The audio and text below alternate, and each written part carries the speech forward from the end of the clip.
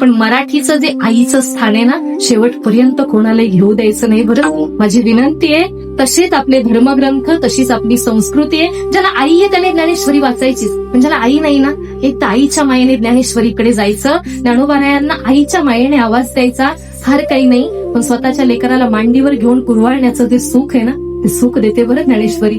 ज्याला वडील नाहीत ना, त्याने एकदा गाथा फक्त तुकोबारायांकडे जायचं, वडिलांच्या मायेने तुकोबारायांना आवाज द्यायचा.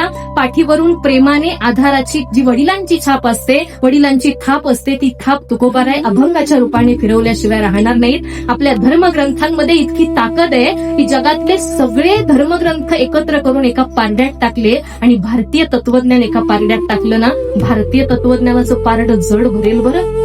आपली संस्कृती, आपल्या परंपरेचं पारडं जड भरेल. माझी विनंती आहे महिला मंडळी, पुढच्या पिढीकडे संस्कार देत असताना त्यांनी अगदी देशातली सगळ्या प्रकारची फॅशन करू द्या, माझी विरोध नाही त्याला. आपल्या मुलींनी सगळ्या प्रकारची फॅशन करू द्या, माझा त्याला विरोध नाही. जगातल्या सगळ्या प्रकारच्या सगळ्या देशांचे कपडे घालू द्या. पण आई म्हणून तुम्हाला एक विनंती आहे, तुमची घडती पिढी ही एक काम करा, फक्त सगळ्या प्रकारची सगळ्या देशांमधली फॅशन आपल्या लेकीला करू द्या, लेकाला करू द्या. पण फक्त कंसात ती फॅशन अंग भरून असावी एवढी एक अट आई म्हणून आणि वडील म्हणून घाला बरं आपल्या लेकरांकरता. तेवढी विनंती करते तुम्हाला.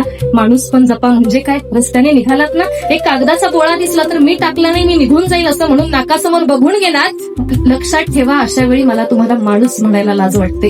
पण त्याच वेळी तो कागदाचा बोळा उचलून कचरा पेटीमध्ये टाकण्यासाठी जर आपले हात पुढे जात असतील, आपण माणूस म्हणून जिवंत आहोत. किंवा त्याच कागदाच्या बोळ्यावर भगवद्गीतेसारखं महाकाव्य लिहिलं जाऊ शकतं, हा विचार जर आपल्या मनात आला, आपण माणूस म्हणून जिवंत आहोत. रस्त्याने चालतोय, एखाद्या माणसाचा अपघात बघितला तर त्या अपघातग्रस्ताचं व्हिडिओ शूटिंग करायला जर आपले हात बाहेर येत असतील ना, दुर्दैवाने मला आपल्याला माणूस म्हणायला लाज वाटते. पण त्याच वेळी त्या अपघातग्रस्ताचा जीव वाचावा म्हणून त्याला हॉस्पिटल पर्यंत पोहोचवण्याचा साधा विचार जरी आपल्या मनामध्ये आला, आपण माणूस म्हणून धन्य आहोत. आपल्या आजूबाजूला जर एखादा मुलगा एखाद्या मुलीची छेड काढताना दिसला तर ती माझी आई किंवा माझी बहीण नाही असं म्हणून जर नाकासमोर बघून गेलात, तर भविष्यात आपल्या सुद्धा आई बहिणीच्यावर ही वेळ येऊ शकते, हा विचार मनात आणा. आणि त्या क्षणी त्या लेकाच्या, जो कोण आपल्या मुलीवरची छेड काढतोय किंवा परक्याच्या मुलीची छेड काढतोय, त्याच्या 2 कानाखाली लगावण्याची जर आपली इच्छा झाली, आपण माणूस म्हणून जिवंत आहोत. कारण गुरु परंपरेमध्ये आई आणि वडिलांना पहिलं गुरु मानलंय. मातृदेवो भव पितृदेवो भवची संस्कृती आहेच, पण परस्त्रीला माते समान बघण्याची आपली संस्कृती आहे. तेवढी आपल्या लेकरांमध्ये देऊयात. परदेशी खाणं लेकरांना द्या, पण भाकरीची ओढ शेवटपर्यंत सुटू देऊ नका बरं आपल्या लेकरांच्या अंतःकरणातून. तेवढी विनंती.